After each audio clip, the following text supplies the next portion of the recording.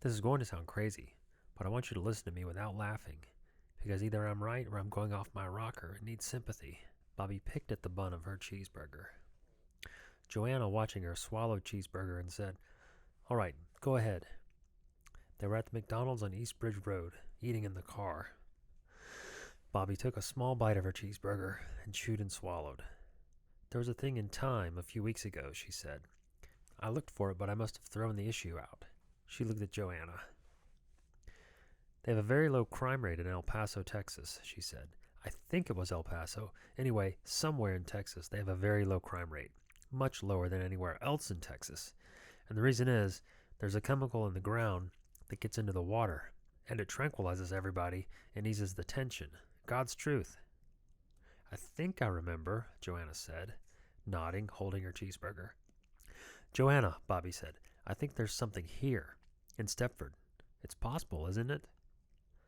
All those fancy plants on Route 9, electronics, computers, aerospace junk, with Stepford Creek running right behind them. Who knows what kind of crap they're dumping into the environment?" "What do you mean?" Joanna said. "Just think for a minute," Bobby said. She fisted her free hand and stuck out its pinky. "Charmaine's changed and become a housefrau," she said. She stuck out her ring finger.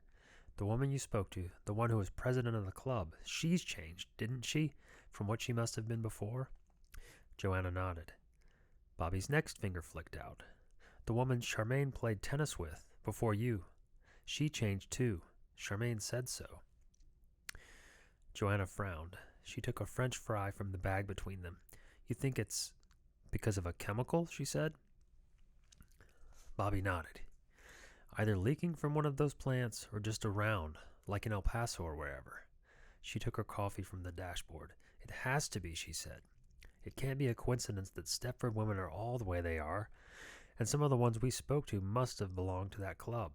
A few years ago, they were applauding Betty Friedan. And look at them now. They've changed too." Joanna ate the French fry and took a bite of her cheeseburger. Bobby took a bite of her cheeseburger and sipped her coffee. "There's something," Bobby said. "In the ground, in the water, in the air. I don't know. It makes women interested in housekeeping and nothing else but. Who knows what chemicals can do? Nobel Prize winners don't even really know yet. Maybe it's some kind of hormone thing. That would explain the fantastic boobs. You've got to have noticed." "I sure have," Joanna said.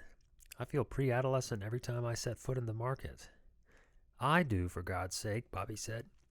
She put her coffee on the dashboard and took French fries from the bag. "Well," she said. "I suppose it's possible," Joanna said, "but it sounds so fantastic."